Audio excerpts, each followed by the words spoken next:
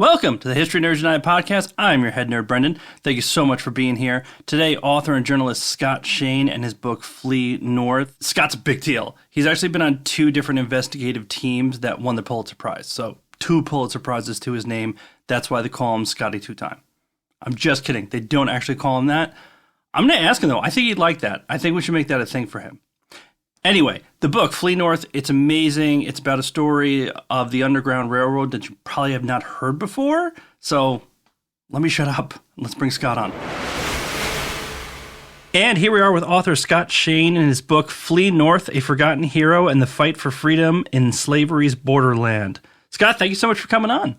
Hey, thanks for having me on. I really appreciate it. You wrote Flee North. I loved it. It's got so much stuff in here. How did you come across this story? What made you decide you had to write it? This really goes back to moving to Baltimore to work for the Baltimore Sun in 1983. And some years after, I think it was probably maybe around the mid-90s, I discovered for the first time, to my shame, that around the Baltimore's beautiful inner harbor, where, our kids were little at the time, and we were pushing them in strollers and buying ice cream. It's just a very pleasant, sort of city marketplace kind of scene. That in the 19th century, the slave trade, the domestic slave trade, had thrived around that harbor. And thousands of people were shipped south out of the Baltimore harbor, usually to New Orleans, where they would disappear into the cotton plantations and sugar plantations, often separated from families, away from everything and everyone they'd ever known. And I was so shocked by that I proposed to my editors at the time to write about it. And they rolled their eyes a little bit. We're a newspaper, we're not a history paper. But they went along with it because they didn't really know this history. And, it's striking to me to this day, most Americans, I think, don't really have a notion of this massive domestic slave trade that shipped something like 1 million people south, from the upper South to the deep South, in the half century before the Civil War. I was so taken by that I wrote about it for the Baltimore Sun in 1999 and a couple more times in the subsequent years, but more than 20 years ago. And I always wanted to return to the subject. And when I retired from the New York Times, right before the pandemic at the end of 2019, I started looking for a story to tell in that world of the domestic slave trade. And I ran up against, barriers that will be very familiar to a lot of your history fans, and that is that the enslaved were mostly, or overwhelmingly illiterate, and did not leave lots of, journals or correspondence about what it was like to be sold south. And the slave traders were literate, but not very literary, and they too didn't leave much behind, and it wasn't probably a business they wanted to brag about. And I had come across the fact that there was an abolitionist named Charles Torrey who had died, spoiler alert, who died in the Maryland Penitentiary in Baltimore. And, I started looking at him, and I became quite focused on the idea that this guy was helping people escape, and some people were helping people escape and others were selling them south. So from this area in the mid-Atlantic, I became very obsessed with the, what you might call the existential situation of somebody who was enslaved in the Mid-Atlantic, which is every day they live with the possibility of being sold south. But they also know that Pennsylvania, the free state, is not that far away.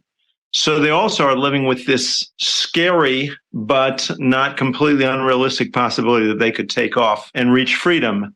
So I was quite interested in that. So I started reading more about Charles Torrey, and I discovered that he had a guy who has often been portrayed, when he's been portrayed at all, as Torrey, who was a white New Englander. And there was a guy named Thomas Smallwood, who was often portrayed more or less as Charles Torrey's black sidekick. But the more I looked at the story and the timeline and who did what, the more I realized that Thomas Smallwood, who was about a dozen years older than Torrey and who was local, the two of them, connected, but really he was the senior partner, not just in age, but he knew the turf. He knew the people enslaved around Washington. He knew their enslavers. So he was sort of, the brains of the operation. And Then I discovered that he had written a series of letters to an abolitionist paper in Albany, which was on their route north. And in these letters, which are kind of a little bit hard to describe stylistically, they're kind of madcap letters. They're written under a pseudonym he got from Charles Dickens. And he's basically mocking the slaveholders, the slave catchers, the slave catching police officers, and celebrating those who are escaping from them. And he does it in kind of in a style that borrows a lot from Dickens, I think. They're basically satire, often quite sharp and bitter satire. But I found these letters really kind of fascinating. And the more I thought of it, the more I got into the story of Thomas Smallwood, the more I was just taken by him. Bought his own freedom at the age of 30. He's living in Southeast Washington with, at that time, a wife and 4 kids, making his living as a shoemaker, and that's basically by day, and at night he's helping people escape slavery. And yet somewhere in there, he's finding time to write these often quite delightful dispatches for the newspaper and send them off to Albany for publication. It took a little doing to get a hold of these letters, but the more I read those, the more I was just struck by the guy. And I realized that he was really the main character of this story. I mean, they're both daredevils, but with Torrey, not to, put him to the side too much, but we can put him to the side for a second.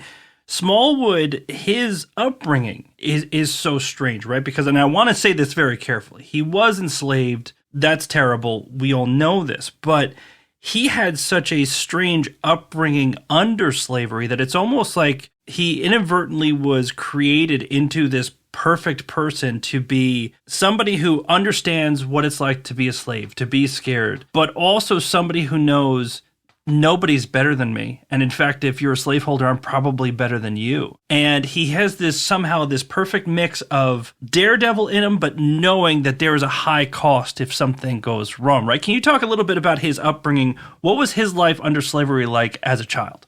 The funny thing is he eventually gets around to writing a memoir. It's not a long memoir. It's 60, 70 pages. But one of the striking things about it is he accords only literally a couple paragraphs to his life in slavery, and then almost the entire memoir is devoted to his adventures helping other people escape slavery. I did a lot of archival research to try and figure out, for example, just basic questions like who his parents are. He doesn't say anything about his parents in his memoir, and there are hints there that perhaps they had been sold away, separated from him. I have no evidence of that, but he is extremely angry about the way families are separated by the slave trade.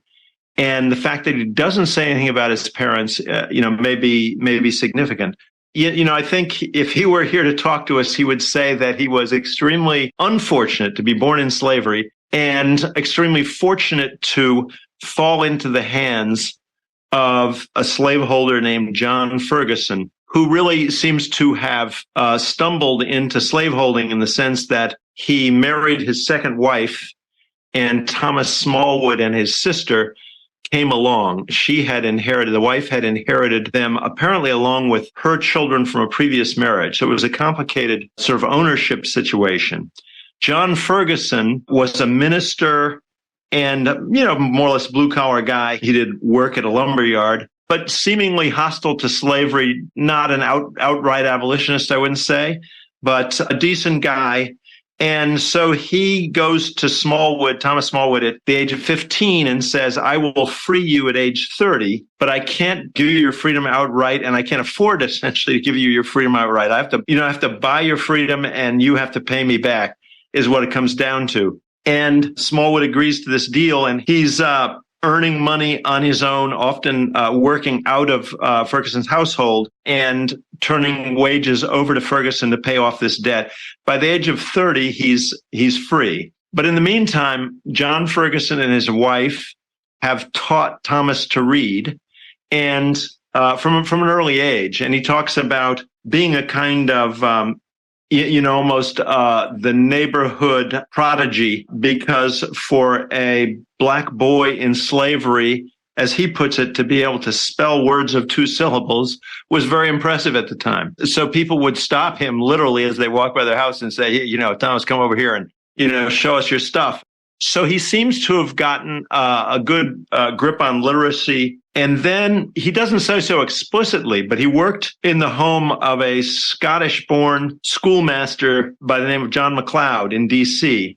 And he, Smallwood appears to have been, a household servant, but this guy Smallwood ran a series of schools and was clearly very dedicated to education. And his kids, who were older, were also like-minded. And I couldn't find any evidence that Smallwood had actually attended one of MacLeod's schools, but they all seem to have taken time to encourage him to read various things and sort of guide his learning.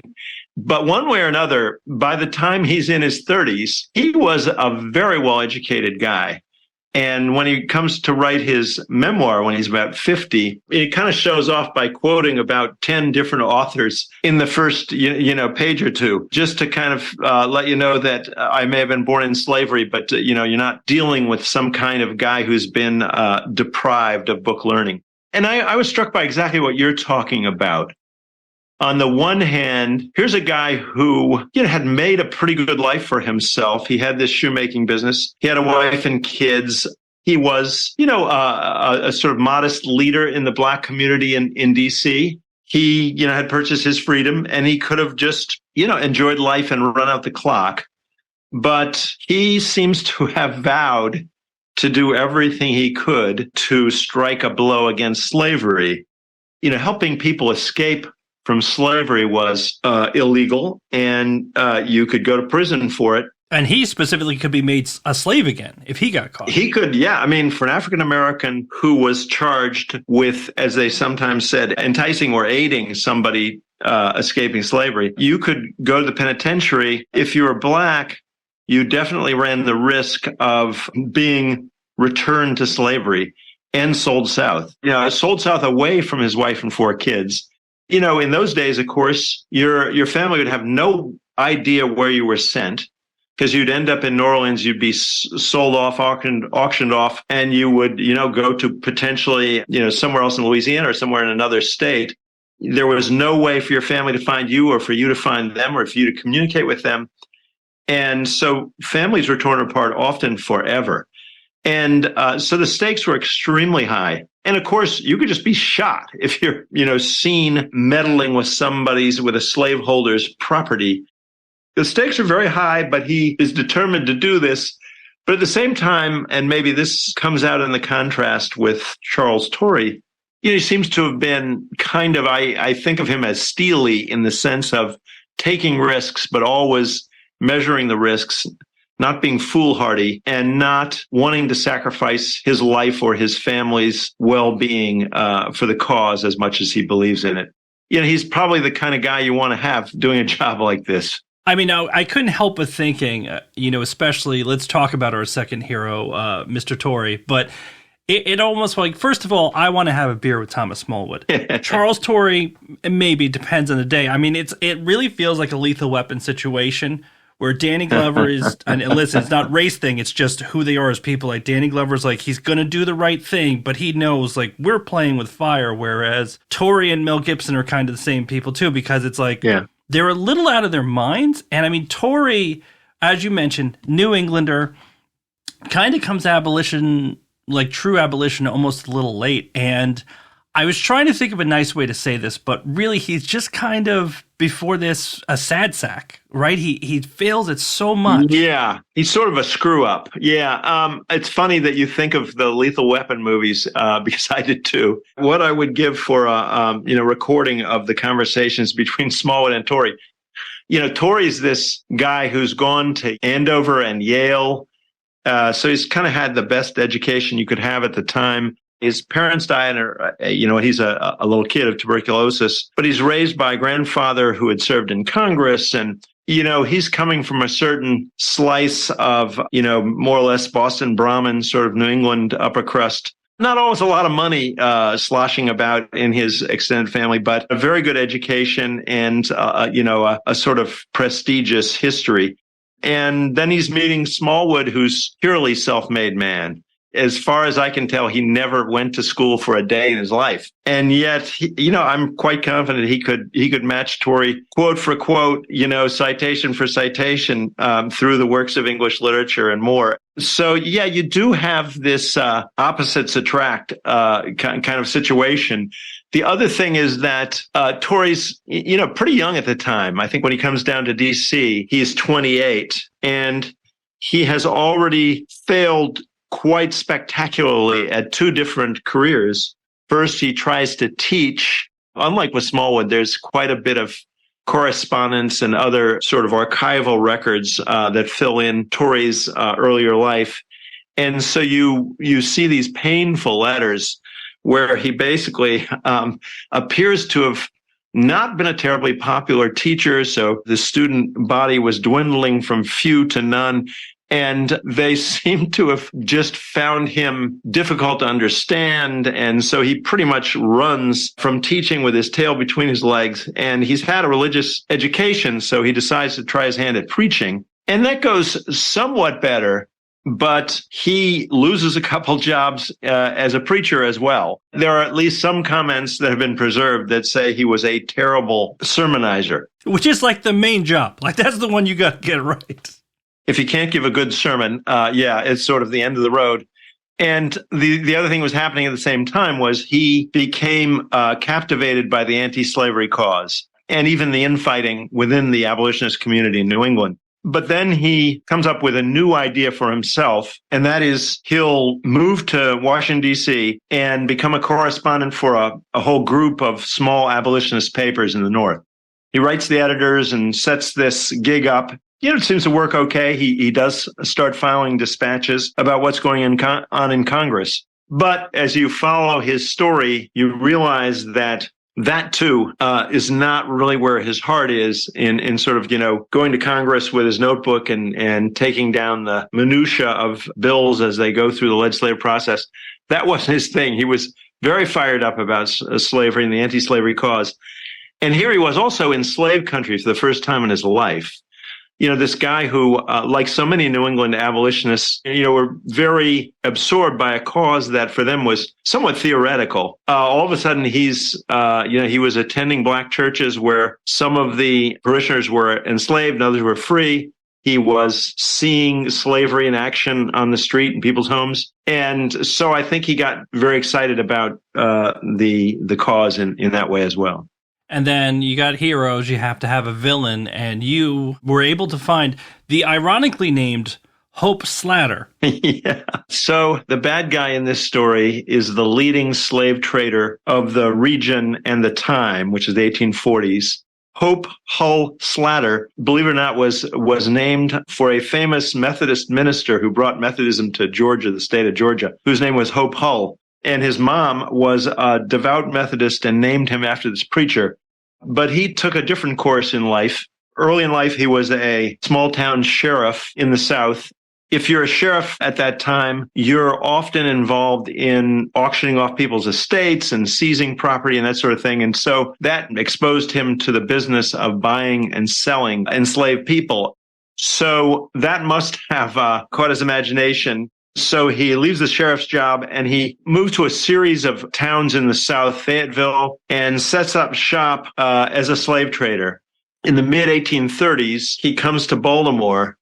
Baltimore is the largest city in the South, and it's also, in a way, the hub of this sort of labor surplus among the enslaved in the Mid-Atlantic. The tobacco industry was declining. So a lot of farmers were switching to grains and other things that were not so labor intensive. And they found they had an enslaved workforce that was bigger than they needed. So they were looking to sell. Meanwhile, Eli Whitney had invented cotton gin, and cotton was booming. Sugar was going very strong in the Deep South. So there was an insatiable demand down there. And so he becomes the middleman, like many others, but he was one of the big ones. Hope Slatter becomes the middleman who will send his agents out across Maryland, the Eastern Shore, Southern Maryland, places where there are plantations, advertise in the local papers, offer to buy men and women who are not needed and children who are no longer wanted. And then he would accumulate them in his private slave jail. And when he had essentially a shipload, he would send them south. And his brother, he had a brother named Shadrach Slatter, who operated the southern hub of his business. Believe it or not, they had what they called a showroom there.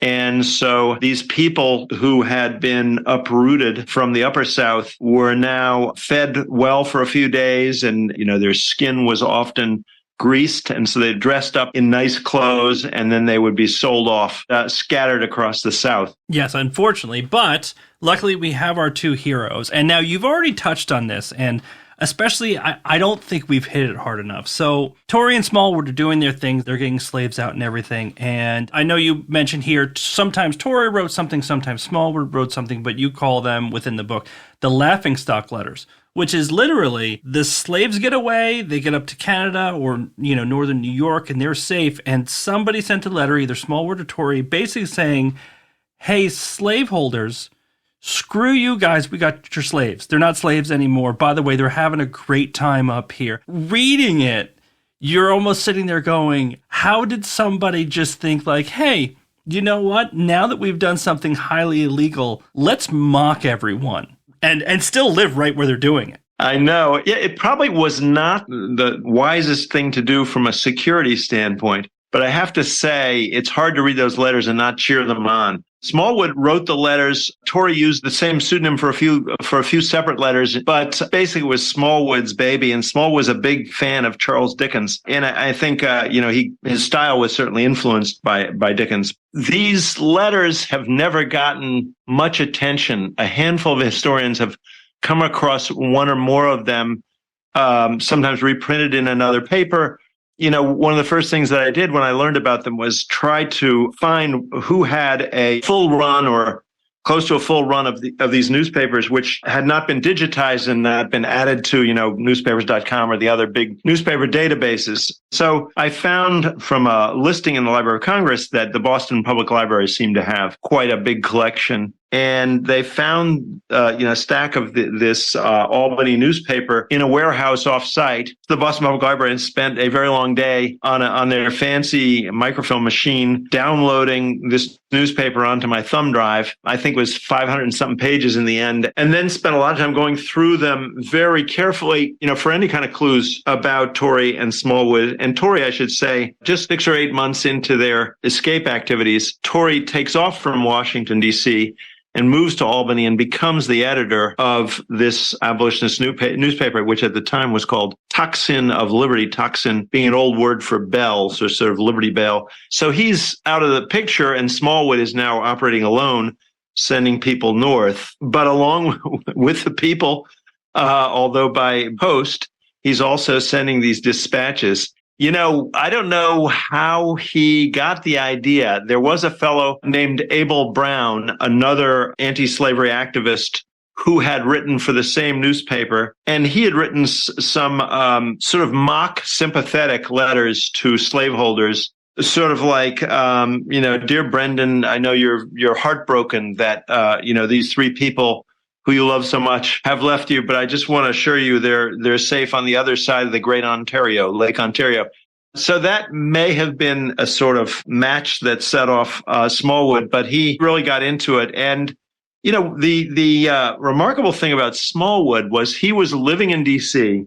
He was mostly helping people escape from D.C., its suburbs, and from Baltimore, where he had a trusty ally by the name of Jacob Gibbs. And, these were, Washington in particular was a small place. Washington City was only about 30,000 people at the time. And his neighborhood was not as segregated as you might expect. I found that people in very different walks of life, white people and black people, were all kind of mixed up in this neighborhood around the Navy Yard. Navy Yard is still there in Southeast Washington. What I gradually figured out was he was turning the racism of the day, which made him into a sort of invisible fellow. into his superpower because he could lurk somewhere at the market. He talks about being at the market, at the train depot, other places where people gather, and he'd overhear conversations often of the slaveholders whose, workers and servants he had just helped escape by the wagon load. Whenever he could, he was operating sort of at the mass scale and filling a wagon with 10, 15, 20 people before sending it north. So he would hear these people talking about how, daggone it, my entire workforce has disappeared overnight. I don't know where they went. He could kind of lurk and take notes. And at some point, Torrey, as editor of the paper, he keeps running these house ads because Smallwood's letters have become such a popular feature. And he says, he's lurking among you taking notes. And I mean, especially you're talking about he's doing it from the belly of the beast. But as you talk about this within as well, this isn't a situation where he has 20 people who he's telling, oh, just go talk to this guy. He'll get you out on Wednesday. He was part of it. Like if he was helping you get out, you were going to lay eyes on Thomas Smallwood. And yes. I think from a security perspective, they might have been a little lax because that's what they had to do. Yeah, at one point, some of these situations blew up, not surprisingly, usually because of betrayals. Not surprisingly, the slaveholders and the slave catchers were often offering money to people in the black community who could essentially, expose a plan to escape, on Saturday, or say people are gathering right now in such and such a barn, tell the police go there. So there were betrayals taking place, and many people who were trying to profit off the people who were escaping, charging them fees to meet Smallwood, that kind of thing. So it was a very dangerous situation. And at one point, he finds himself betrayed. And, the only thing he can say is that he had met some of these people at night and it was so dark, he didn't think they'd be able to recognize him. And there were a bunch of other Smallwoods around D.C. Desperate times, desperate measures, I guess you could say. People were often coming to Smallwood to escape because they had gotten word or came to suspect that they were going to be sold south. That might happen if the slaveholder is on his deathbed, because often the property, including the enslaved people, would be sold off as a result of a death. Or sometimes a slaveholder they'd know he was short of money, and he would say, language they used at the time was, I'm going to put you in my pocket, which literally means send a note to a guy like Hope Slatter and, collect $500 or $600 or $800 and have you put in shackles and carted away. So that was often the motive to run. So you kind of came to realize how entangled and how interdependent the domestic slave trade and what we came to call the Underground Railroad were at the time. So we're talking about the Underground Railroad, this term everybody knows. But Torrey and Smallwood, you have to write this book because not a lot of people know about them. Something very enlightening in the background of all of this is really the reason we don't know their names is because abolitionism by itself was not this one thing where everybody was focused on this is what we're going to do and this is how we're going to do it. It turns out there was a lot of politics and a lot of backstabbing, and that's kind of why we don't know as much about Torrey and Smallwood as we want, right? I think that's true. The first name to come to mind in the context of abolitionism is almost always William Lloyd Garrison. He certainly deserves credit for putting a huge amount of energy and effort into creating an abolition movement in the 1830s. I think viewing him from the point of view, especially of Charles Torrey, gave me a different take on him. Garrison believed that slavery had so corrupted government and politics that, sort of conscientious abolitionists could not use government and politics without getting their hands dirty, so to speak. And even voting, he considered to be a step too far, getting you in league with the system. And the system was so corrupted by slavery that he didn't vote. And so, that may have been an admirable point of view from the standpoint of moral purity, but it was quite impractical. That he and his allies talked about moral suasion as a tool to fight slavery. And as far as I can tell, the idea was you would talk and talk and talk about how terrible slavery was, and eventually the slaveholders would see the light and turn away from this terrible institution. That sounds very naive to us. And I think it sounded naive to people like Torrey. Abolitionism always had its factions and its infighting, like any political movement. And in Massachusetts in the late 1830s, things kind of came to a head, and Torrey and some of his friends tried to essentially oust Garrison from his leadership position. Garrison managed to hang on, so they started a separate sort of set of institutions inside the abolition movement. And notably, while Garrison had not wanted to, dirty his hands with politics, they started a political party. And so Torrey was one of the founders of the so-called Liberty Party, which, it must be said, did not have a lot of success. But it was, an avowedly anti-slavery party. That was its definition. That was its identity. And, it did make some sense that if you were going to battle slavery, you should do it at the political level and not just, harangue the slaveholders and hope they had a change of heart. So I think, ultimately Garrison and his sons, who wrote a very influential biography of him, they essentially wrote the history. And a guy like Torrey was seen as a marginal, hothead sort of character. I think it's fair to say that Garrison and Torrey hated each other. So Torrey got certainly less than his due for many, many years. There's a good biography of him written by a distant relative, a psychiatrist named E. Fuller Torrey, that came out about 10 years ago. But, I think it's fair to say he's been neglected. On the other hand, by comparison to Torrey, Smallwood has been terribly neglected. He's been almost absent from histories of abolitionism. In fact, whole volumes on Black abolitionism fail to mention Thomas Smallwood's name. And that was certainly one of my motives in trying to dig up as much as I could about him and write about him, because he deserves the credit. His run did not last very long, but boy, he burned with a bright light, and he did things that, I think in some ways he pioneered this very aggressive approach to escapes, where he was trying to get people out not by ones and twos, but by tens and twenties. And these letters that we've been talking about are, kind of a unique piece of American literature. And I hope they'll get a lot of attention, because he really deserves it. And it does make you wish that somebody had settled $1 million on him and allowed him to write full time, as opposed to, first making his living shoemaking, and then when he escapes to Canada, he turns to saw sharpening and saw manufacturing to make a living. So, his time for writing is limited. I mean, this has to be, especially, you are somebody who's worked in the media, right? Done deep dives into things, which you're dealing in facts. This has got to be there is a lot of great stuff in this book. You find out this and you find out that, but I know a lot of books on the Underground Railroad, you could feel the author as you write it go, oh, I wish I knew a little bit more about this episode, or I wish I knew a little bit more, because this is still a time period very shrouded in darkness, right? It was, and in a way for good reason. We're talking about a clandestine operation where people are breaking the law and risking their lives. So it's not the kind of thing, in that sense, there's a good reason why there weren't a lot of real-time accounts of escapes.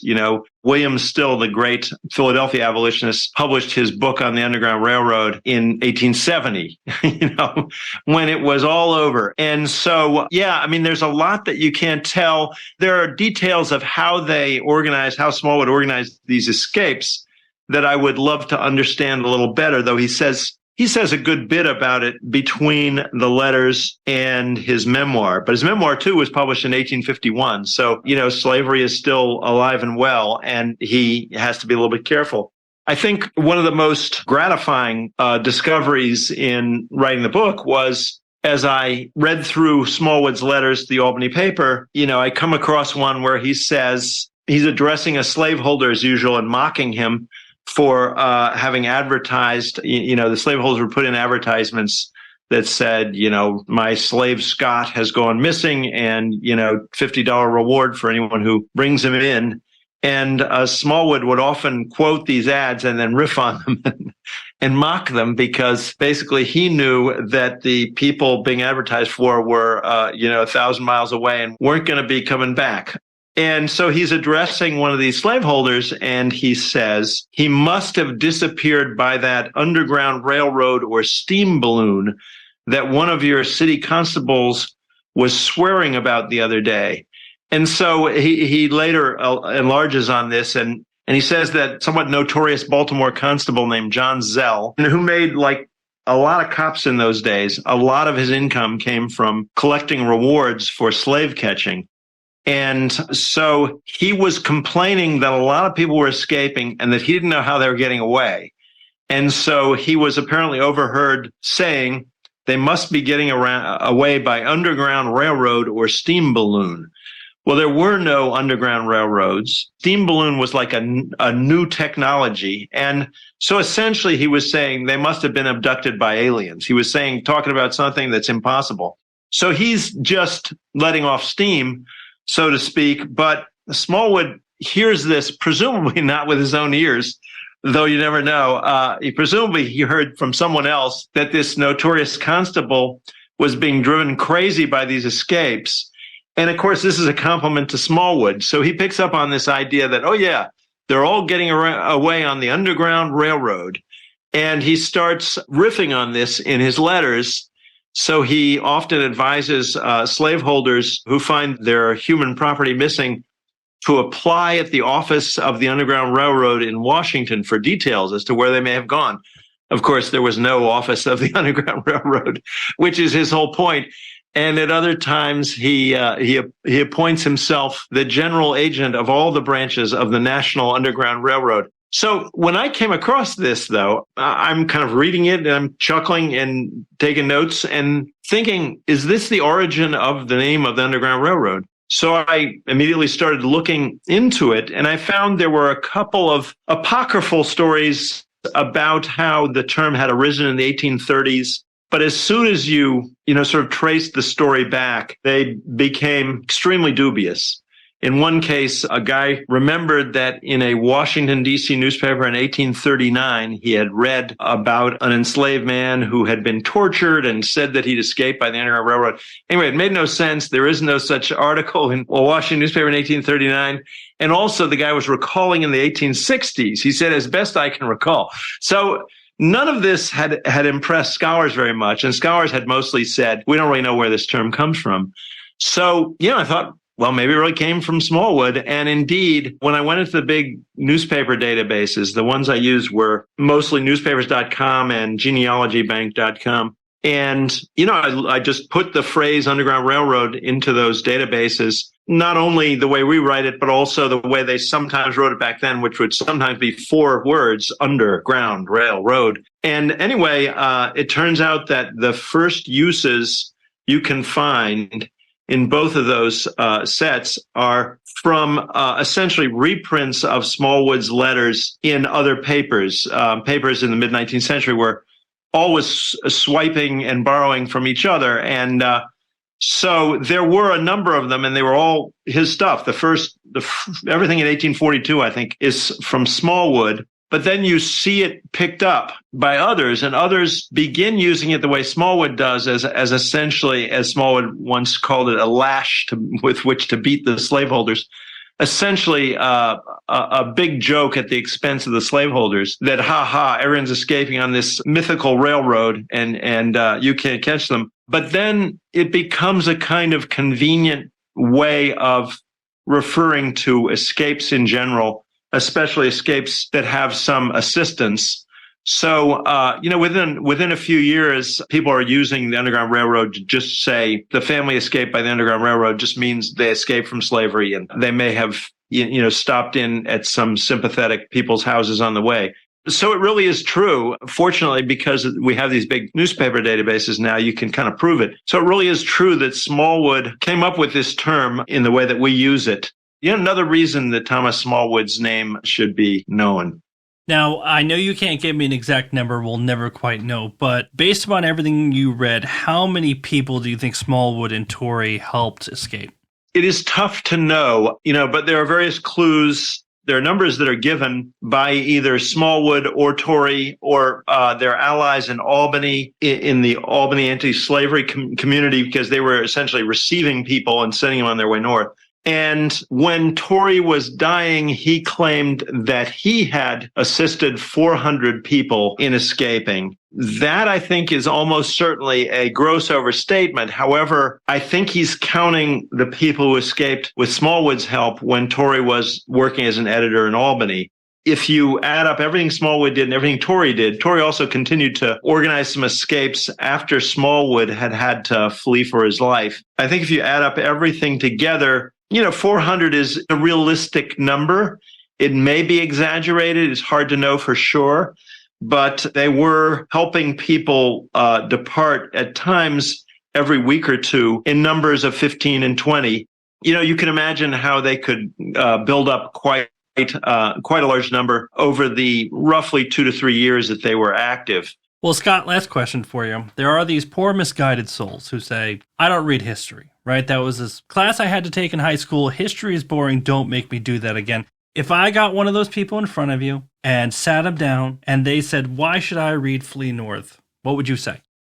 I would say, apart from the importance of this history, because these guys were really impressive figures in their day, really interesting figures, the idea of escaping from slavery is really an exciting thing. You can imagine a video game based on this kind of. These guys were risking everything to help people escape. The people who were escaping were risking even more. And the stakes were extremely high. Imagine being told that you are my property and you can no longer earn money and you have to do everything I say, and that's it. So I would just say, give this book a try. If you don't find it exciting, I'll give you your money back. I didn't want to write a big sort of compendium of everything about slavery in Maryland, for example, though that would be a worthy thing to do. I wanted to tell a story with characters, with a plot, and boy, these guys served one up. Some people who have read it, some of the early readers, inevitably talk about movies. And, it's hard when you read some of this. I don't want to give anything away, but Smallwood's final escape is definitely movie material. It's very hair-raising, very exciting, and thank God he made it. Absolutely. Scott, it's wonderful. Thank you so much for coming on and talk about it. Thanks for having me on. This has been a great conversation. Really enjoyed it. And that's it for this episode. Scott, thank you so much for coming on. Flee North. Go out and get everybody's super interesting book, an amazing story. I think you'll love it. In the meantime, hit us up Instagram, Twitter, Facebook. Listen to other episodes of the podcast. Tell your friends. Leave reviews. Leave us 5-star reviews. Those would be amazing. Until next time, nerds, stay cool.